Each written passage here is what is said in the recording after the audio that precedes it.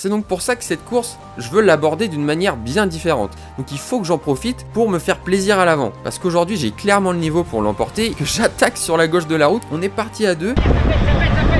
Bonjour à toutes et à tous, aujourd'hui on enchaîne avec la course qui s'est déroulée la semaine d'après celle de Carouge. On est toujours dans l'Orne, mais cette fois-ci à Tourouvre, on est le 2 septembre, c'est la dernière course de préparation avant le Tour de l'Orne. J'ai envie de me faire plaisir et surtout de me redonner confiance. Après ce qui s'est passé la semaine dernière, aujourd'hui c'est un parcours assez casse-pattes avec 1275 mètres de D+, sur les 85 km parcourus. Le mot d'ordre c'est se faire plaisir, c'est parti.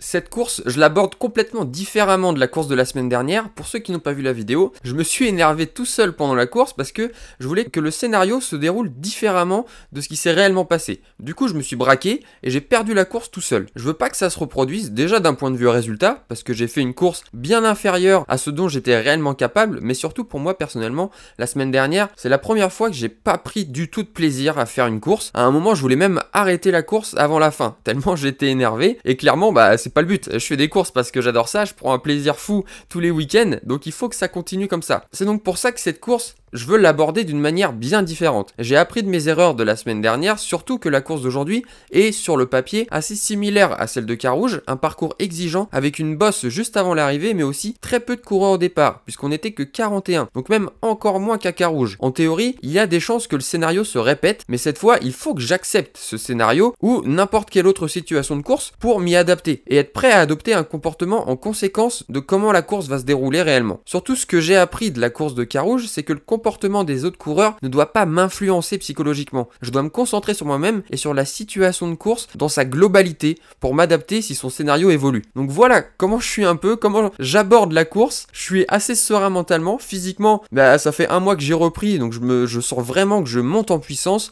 donc il faut que j'en profite pour me faire plaisir à l'avant. Et vous le voyez, pour le moment, le début de course est assez calme pour moi. Comme d'habitude, j'essaie de rester dans les 15-20 premières positions sans aller devant trop vite. Un début de course donc assez classique, surtout que comme à Carouge, le début de circuit n'est pas vraiment très dur, il faut attendre la montée finale du parcours pour avoir de la difficulté et voir les premières attaques. Ou alors, juste avant cette dernière montée, comme à Carouge, où j'avais anticipé la bosse en espérant creuser un écart avec le peloton avant d'entamer la montée. Bon, ça m'avait pas trop réussi, mais ici je fais pas la même erreur. J'attaque parce que d'autres coureurs attaquent. J'accompagne simplement le mouvement, je fais pas l'effort moi-même pour éviter de me retrouver à fond dans la montée et ne plus être capable de suivre les attaques. Là, j'ai pas fait cette erreur, je suis bien, 176 au cœur, j'ai encore la possibilité de placer une grosse attaque, et donc quand je vois que c'est en train de partir devant moi avec un petit trou qui commence à se créer, eh bien j'hésite pas longtemps pour tenter ma chance à mon tour, le petit 1000 watts furtif pour décrocher le peloton de ma roue et rejoindre les coureurs juste devant. J'ai pas hésité longtemps car comme je vous le disais, on n'est que 40 au départ, donc il y a de fortes chances quand même que si un groupe s'échappe, il soit pas rattrapé, d'autant plus que la course ne faisait que 85 km, donc pas très longue. C'est pour ça que je restais très vigilant pour éviter de me faire piéger dans le peloton et laisser la victoire m'échapper. Parce qu'aujourd'hui j'ai clairement le niveau pour l'emporter, il faut au moins que je puisse avoir ma chance jusqu'au bout. Et la course se déroule pour le moment de la même manière que celle de Carouge, avec un début de course très haché, avec que des attaques de quelques coureurs qui pour le moment n'aboutissent pas, parce que beaucoup de coureurs ont encore la force d'attaquer, ce qui fait que pour le moment aucun écart ne se crée, mais vous commencez à en avoir l'habitude, petit à petit la fatigue va arriver et c'est là que ça va devenir intéressant. Pour vous montrer un peu mon nouvel état d'esprit, voilà une situation où habituellement j'aurais pas réfléchi longtemps, je vois un groupe qui est en train de partir, les deux coureurs devant moi ne font pas l'effort, ils ne sont plus en train de pédaler, en temps normal j'aurais paniqué, je serais passé devant pour aller rattraper les fuyards. Et cette fois-ci j'ai rien fait, j'ai pas bougé,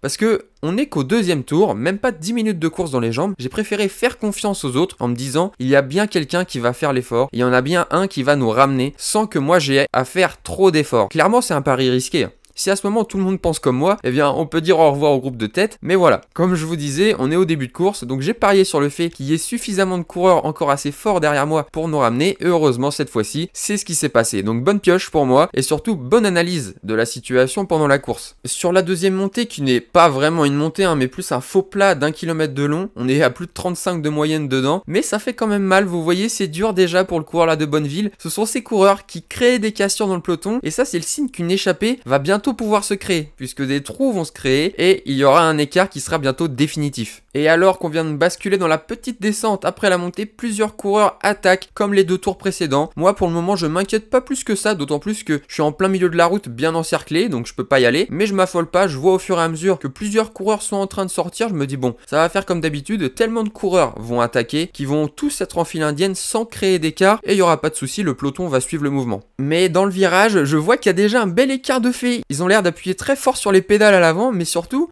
devant le peloton, ça bouge pas à la sortie du virage, il n'y a pas de relance, et je comprends, ces coureurs-là, ils ont besoin de souffler, de récupérer de la bosse qu'on vient de monter, donc je m'adapte à la situation et je réagis en conséquence, c'est-à-dire que j'attaque sur la gauche de la route pour que personne ne prenne ma roue, et maintenant il faut que je fournisse un gros effort pour rentrer le plus rapidement possible sur tous les coureurs qui se sont séparés, là on les voit en plusieurs groupes, et je vois que les premiers ont déjà une belle avance, donc c'est pas le moment de traîner. La première étape, c'est de revenir sur les mecs juste devant, en espérant qu'ils vont pas couper leur effort, et je profiterai de leur sillage pour rentrer sur les premiers. Mais une fois que je reviens au contact, le mec de Tilly coupe son effort dans le virage, donc je le passe à l'extérieur pour continuer à remonter, parce que là je la sens bien cette échappée, on est parti très très fort, et derrière ça avait pas l'air de suivre, ça s'est un peu relevé, donc j'y crois. Et après un bel effort, je réussis à rentrer sur le deuxième groupe, c'est déjà une bonne chose de faite, le premier groupe n'est plus très loin, et surtout je n'ai plus à faire l'effort tout seul, ce qui est déjà une très bonne chose. Depuis le départ, j'ai pas fait énormément d'efforts, donc je suis encore vraiment très bien en jambes, et donc si je peux réussir à partir en échappée sans m'être dépensé outre mesure, pour moi c'est le scénario idéal. C'est pour ça qu'une fois rentré sur le premier groupe, eh bien je participe au relais immédiatement. Si on peut condamner tout de suite le peloton, je dirais pas non, d'autant plus qu'on n'est pas non plus un énorme groupe, on est une douzaine, c'est plutôt raisonnable, on peut créer une bonne entente dans le groupe. Et comme j'ai les bonnes jambes, pour le moment je compte pas mes efforts, tout le monde n'est pas passé prendre 2 relais à l'avant, mais c'est pas grave, comme on vient de sortir, je me dis que certains coureurs doivent avoir besoin de souffler, donc je retourne à l'avant pour inciter les autres coureurs à venir nous aider à l'avant. Mais c'est pas parfait, donc j'essaye de les motiver. Allez les gars, tout le monde là! À ce moment, je sais que vous êtes en train de vous dire, il est parti pour faire la même erreur que la semaine dernière. Et c'est le cas. Juste après avoir pris un relais, eh bien j'en reprends déjà un autre, mais parce que j'y crois. En tout cas, j'ai envie d'y croire. Je veux pas que d'autres coureurs nous rattrapent, donc je fais le nécessaire. Heureusement, c'est moins terrible qu'à Carouge. Quelques coureurs quand même prennent des relais aussi. On est 5-6 à le faire sur la douzaine, donc il y a quand même la moitié du groupe qui pour le moment ne fait rien et profite de nos efforts. Et donc on est en train de retomber dans le même scénario que Carouge et je refais la même erreur de rouler à l'avant alors que pendant ce temps plusieurs coureurs sont en train d'économiser leur force dans nos roues. Pour vous montrer un exemple concret, alors que je viens de prendre un relais, seulement 2 coureurs me dépassent alors que la logique voudrait que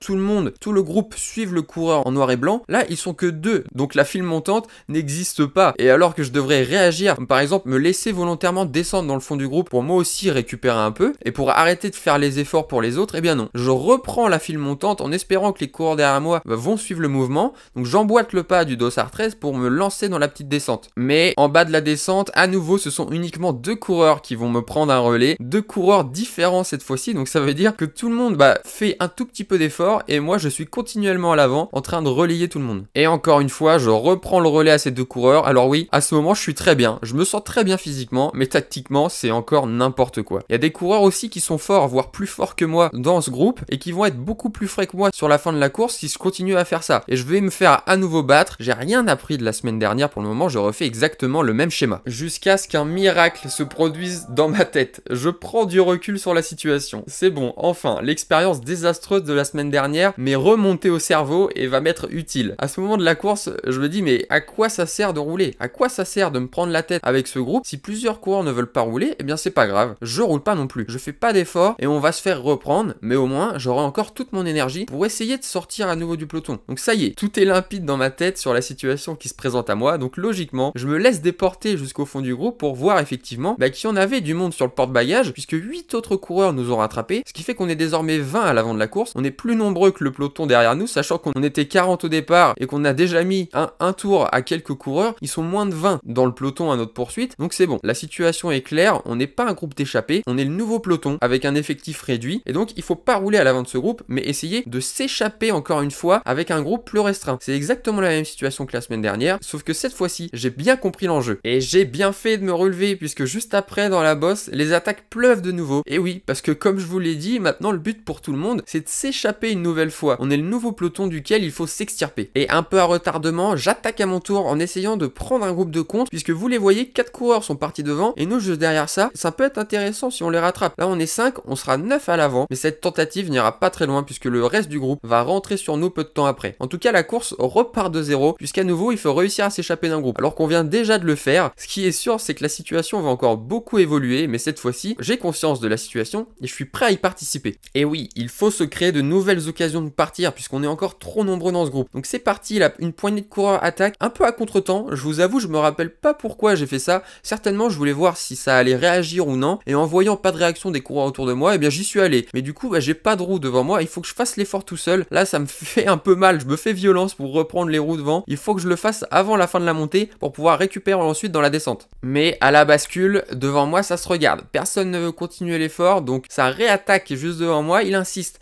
Après une phase d'attaque, c'est malin de sa part, et il est accompagné par un deuxième coureur. Donc on laisse partir deux coureurs, et nous on se fait reprendre par le reste du groupe, dont certains coureurs qui arrivent lancés de derrière et qui en profitent pour tenter de s'échapper. Et là on assiste à ma métamorphose. Par rapport à la course de la semaine dernière, ça roule pas du tout dans le groupe, il y a aucune entente, et ça fait que d'attaquer, mais mentalement, je suis bien, je suis serein. Et alors que là on est bientôt quasiment à l'arrêt, beaucoup de coureurs du groupe commencent à s'agacer.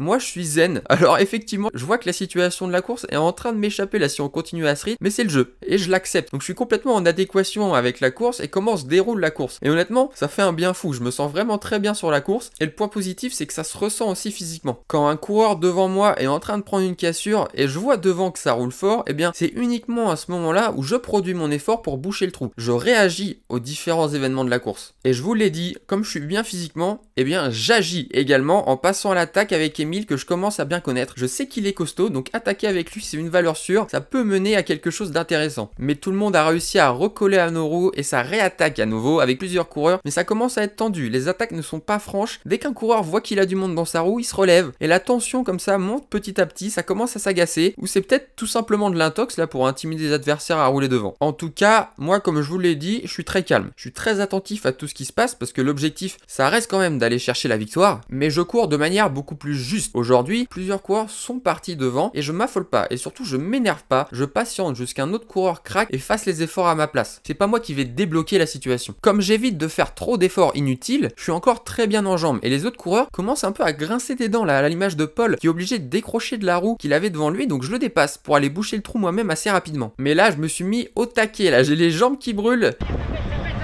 Et effectivement, ça a fait mal à tout le monde derrière, il y a une dizaine de coureurs qui n'arrivent plus à suivre le rythme, donc on est en train de couper le groupe en deux, ce qui est une très bonne chose, ça fait déjà 10 coureurs en moins pour se disputer la victoire. Mais encore faut-il rattraper les coureurs qui sont partis avant la bosse et qui ont encore de l'avance sur nous. Et ils ont été costauds devant parce qu'on les reprend que plusieurs kilomètres après. Ça y est, on est enfin réunis pour constituer un groupe d'une petite dizaine de coureurs pour aller se jouer la victoire. Et finalement non, on devait encore être trop nombreux au goût d'Emile qui décide d'attaquer à nouveau pour encore éliminer du monde. Mais cette attaque va complètement annihiler toute chance de collaboration dans ce groupe. Quand Emile replace une attaque, et ben j'y retourne aussi parce que tant qu'il n'y a pas une bonne entente dans ce groupe, ça sert à rien de rester avec eux ou d'essayer de créer une collaboration de tout le monde. J'ai essayé à Carouge et je me suis cassé les dents. Donc aujourd'hui, je tente une autre stratégie et ça a fonctionné. On est parti à deux et bien parti. Bon, on n'est que deux, on n'est même pas à la moitié de la course, donc je sais pas trop où on va comme ça tous les deux, mais en tout cas, je suis encore bien en jambes. Je sais qu'Emile est fort, donc on continue notre effort tous les deux avec l'espoir potentiellement qu'un petit groupe nous rattrape pour pouvoir aller au bout plus facilement. Et juste après la côte, eh bien c'est pas un petit groupe, mais un troisième coureur qui nous rejoint, un de plus, c'est toujours mieux que rien. Et donc on est parti pour essayer de faire tout le reste de la course à 3, ce qui est envisageable si les autres coureurs derrière continuent de ne pas s'entendre, ça peut être très intéressant pour nous. Et on va bien s'entendre comme ça pendant plus de 2 tours, jusqu'à se faire reprendre malheureusement par le groupe qui s'est finalement bien entendu pour nous rattraper. Et quelques minutes après, eh bien je me retrouve à nouveau à l'avant, et cette fois-ci à 2, mais avec un autre coureur, Arnaud. Cette fois-ci, je suis repassé à l'attaque et personne n'a suivi à part Arnaud. Donc à nouveau, eh ben je suis devant dans une course poursuite avec le groupe derrière,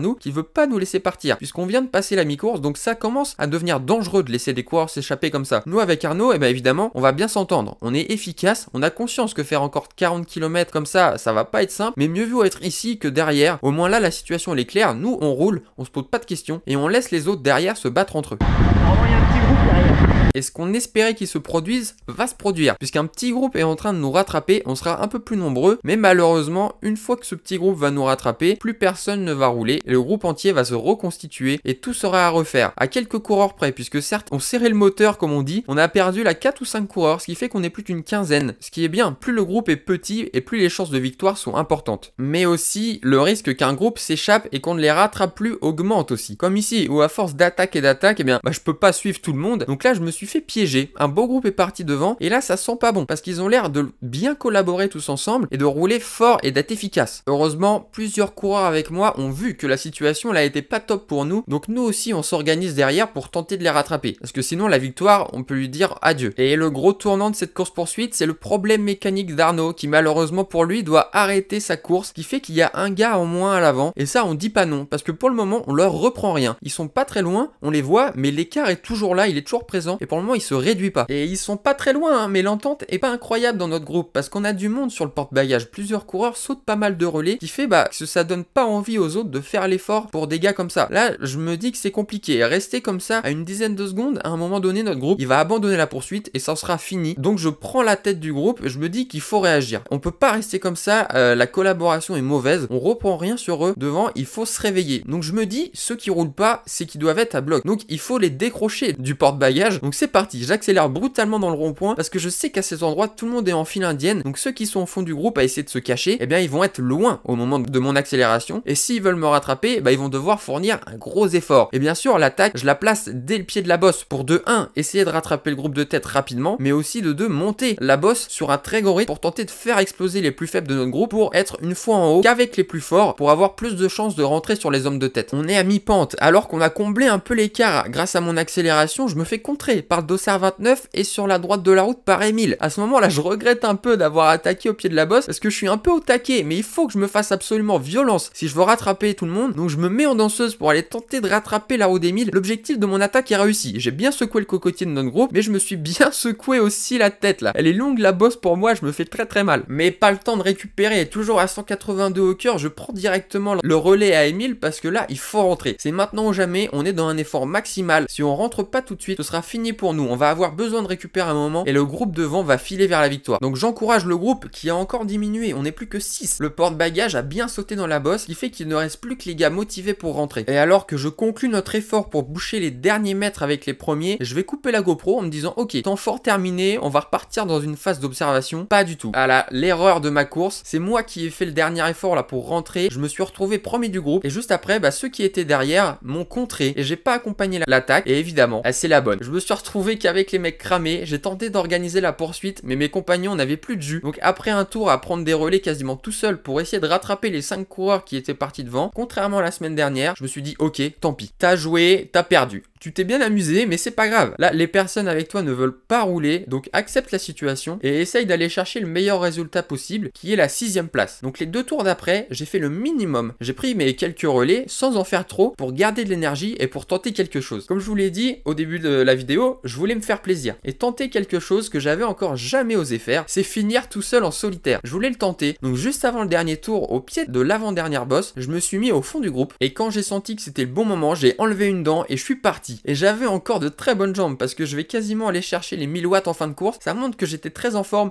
mais aussi que j'étais un peu stressé. J'avais peur de déclencher les hostilités moi-même. Je pensais au fait que si je me faisais rattraper, comment j'allais réagir, tout ça j'avais un peu peur. Peur de faire ça, donc je voulais mettre une grosse attaque pour être sûr de me retrouver tout seul et ça fonctionne très bien parce que personne n'a bougé. Je crée un trou directement, donc je continue mon effort, j'ai 5 km à faire tout seul pour aller rallier l'arrivée et finir 6ème.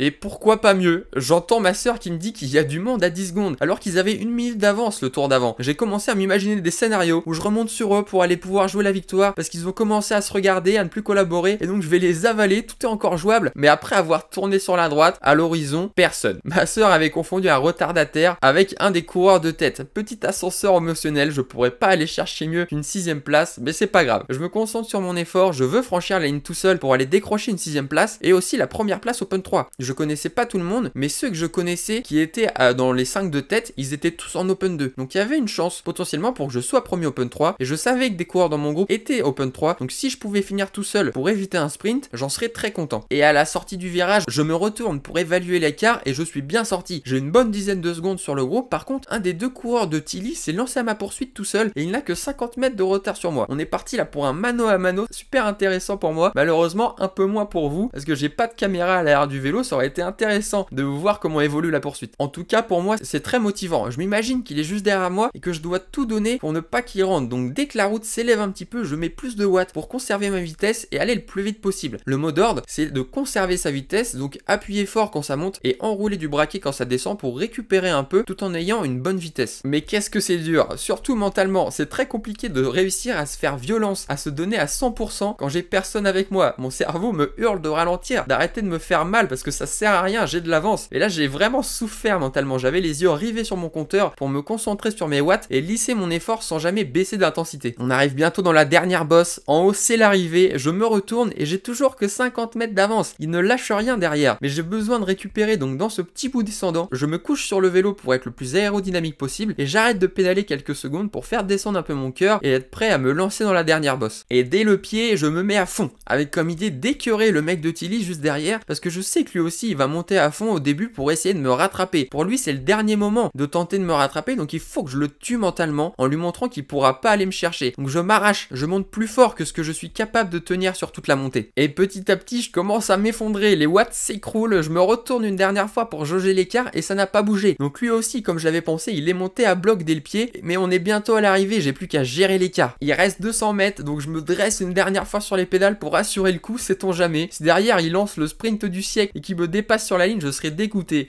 Donc je donne tout jusqu'au bout. Et ça y est, je vais aller franchir la ligne en 6ème position et à la première place Open 3. Je le savais pas au moment de la course, mais Léo du club de Tilly qui était à ma poursuite juste derrière moi était aussi en Open 3. Donc on a eu une belle finale dans ce dernier tour pour jouer la première place Open 3. À l'arrivée, j'étais content et en même temps un peu déçu, j'avais de très bonnes jambes. J'aurais aimé disputer là ce magnifique sprint gagné de très peu par Emile, bravo à lui. Donc un peu déçu mais quand même satisfait de la manière dont j'ai terminé cette course. J'espère en tout cas que le scénario vous a plu, je vous dis à la semaine prochaine, ciao.